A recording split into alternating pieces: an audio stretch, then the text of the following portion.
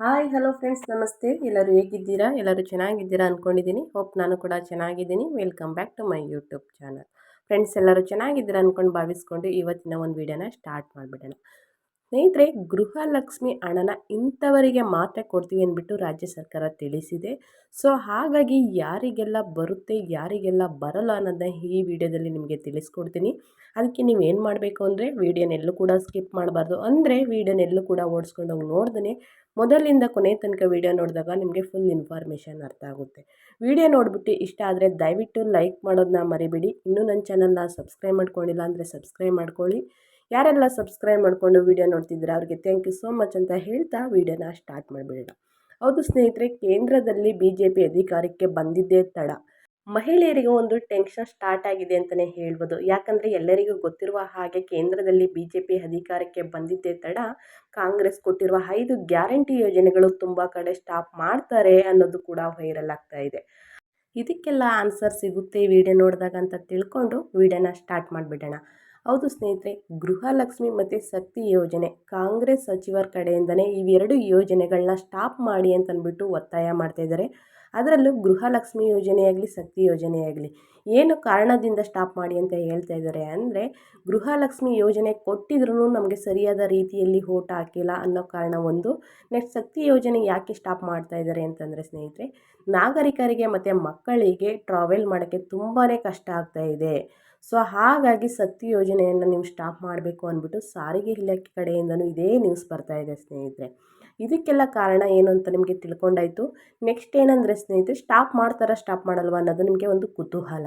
ಇನ್ನೂ ಕೂಡ ಎಲ್ಲೂ ಹೇಳಿಲ್ಲ ಸ್ಟಾಪ್ ಮಾಡ್ತೀವಿ ಸ್ಟಾಪ್ ಮಾಡಲ್ಲ ಅಂತ, ಇನ್ನೂ ಕೂಡ ಎಲ್ಲೂ ಹೇಳಿಲ್ಲ. ಅದ್ರ ಬಗ್ಗೆ ಚರ್ಚೆ ಆದ ನಂತರ ನಿಮಗೆ ತಿಳಿಸ್ಕೊಡ್ತೀನಿ. ಗೃಹಲಕ್ಷ್ಮಿ ಈ ಹಣ ತೊಗೊಳಕ್ಕೆ ಯಾರಿಗೆಲ್ಲ ಅರ್ಹತೆ ಇದೆ, ಯಾರಿಗೆಲ್ಲ ಅರ್ಹತೆ ಇಲ್ಲ, ಇಂಥವರಿಗೆ ಹಣ ಸಿಗಲ್ಲ ಅಂತ ಕೂಡ ಹೇಳಿದ್ದಾರೆ.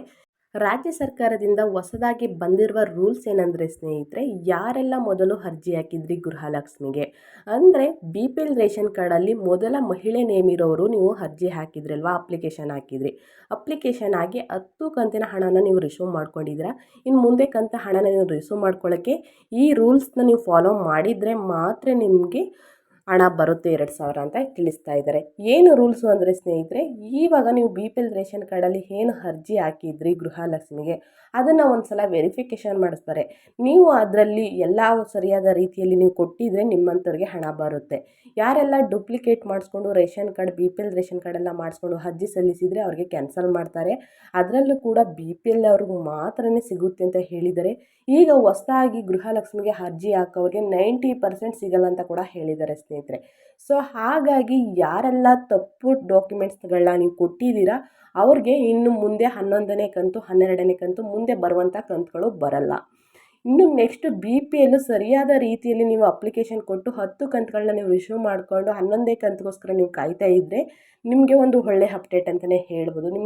ನಿಮ್ಮ ವೆರಿಫಿಕೇಷನ್ ಮಾಡಿ ಅಂತಂದರೆ ನಿಮ್ಮ ಅಪ್ಲಿಕೇಶನ್ನ ವೆರಿಫಿಕೇಷನ್ ಮಾಡಿ ಅದು ಸರಿಯಾದ ರೀತಿಯಲ್ಲಿ ಇದ್ದರೆ ನಿಮಗೆ 11ನೇ ಕಂತು ಬರುತ್ತೆ.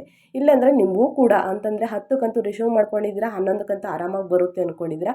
ಬಟ್ ಆ ಥರ ಅಂದ್ಕೊಳ್ಳೋಕೆ ಹೋಗಬೇಡಿ. ಇನ್ನೂ ಒಂದು ಸಲ ವೆರಿಫಿಕೇಷನ್ನ ಮಾಡ್ತಾರೆ. ಅಂತಂದರೆ ಲೋಕಸಭಾ ಚುನಾವಣೆ ಆದ ನಂತರ ವೆರಿಫಿಕೇಷನ್ ಮಾಡ್ತೀನಿ ಅಂತ ಹೇಳಿದರು. ಸೊ ಹಾಗಾಗಿ ಇವಾಗ ಸ್ಟಾರ್ಟ್ ಮಾಡಿದ್ದಾರೆ. 11 ಕಂತು ಬರಬೇಕು ಅಂದರೆ ನಿಮ್ಮ ಅಪ್ಲಿಕೇಶನ್ ಎಲ್ಲ ಕರೆಕ್ಟಾಗಿದ್ದರೆ ಮಾತ್ರ ಬರುತ್ತೆ, ಇಲ್ಲಾಂದರೆ ಬರಲ್ಲ ಸ್ನೇಹಿತರೆ. ಹೊಸದಾಗಿ ಯಾರೆಲ್ಲ ಅರ್ಜಿ ಹಾಕಬೇಕು ಅಂದ್ಕೊಂಡು ಕಾಯ್ಕೊಂಡಿದ್ರಿ ಅವ್ರಿಗೆ ಗೃಹಲಕ್ಷ್ಮಿ ಹಣ ಸಿಗೋಲ್ಲ ಅಂತ ತಿಳಿಸಿದ್ದಾರೆ. ಸೊ ಹಾಗಾಗಿ ಈ ವಿಡಿಯೋದಲ್ಲಿ ಇದೇ ಒಂದು ಬಿಗ್ ಅಪ್ಡೇಟ್ ಅಂತಲೇ ಹೇಳ್ಬೋದು. ಈ ವಿಡಿಯೋ ಇಷ್ಟ ಆಗಿದ್ದರೆ ನಿಮಗೊಂದು ಒಳ್ಳೆಯ ಮಾಹಿತಿ ಸಿಕ್ಕಿದರೆ ದಯವಿಟ್ಟು ಲೈಕ್ ಮಾಡೋದನ್ನ ಮರಿಬೇಡಿ. ನಿಮ್ಮ ಅಭಿಪ್ರಾಯನ ಕಮೆಂಟ್ ಮುಖಾಂತರ ತಿಳಿಸಿ. ಇನ್ನೂ ಹೆಚ್ಚು ವೀಡಿಯೋಸ್ಗಳನ್ನ ನೋಡಬೇಕು ಅಂದರೆ ನನ್ನ ಚಾನಲ್ನ ಸಬ್ಸ್ಕ್ರೈಬ್ ಆಗಿ ಅಂತ ಹೇಳ್ತಾ ಮತ್ತೊಂದು ವಿಡಿಯೋದಲ್ಲಿ ಸಿಗ್ತೀನಿ. Thank you for watching.